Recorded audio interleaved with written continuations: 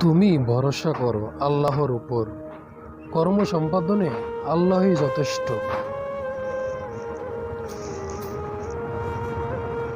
একদিন আমিও বৃষ্টিতে ভিজব, শত শত লাশের মাঝে কোনো এক কবরস্থানে। আমি এমনই, কারো খোঁজ খবর নেই না, কিন্তু প্রতিদিন আমার কাছের মানুষগুলোর জন্য দোয়া করতে ভুলি না। অসৎ লোক কাউকে সৎ ভাবতে পারে না, সকলকেই সে নিজের মতো ভাবে। হে মানুষ, কিসে তোমাকে তোমার মহান প্রতিপালক সম্পর্কে ধোঁকায় ফেলে দিয়েছে?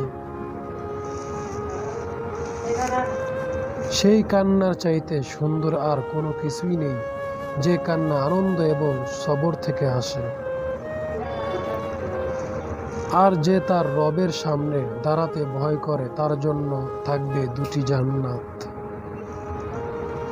শত শত ভাবনার ভিড়ে কখনো কি ভেবে দেখেছি আমাদের কবরের প্রথম রাতটা কেমন হবে?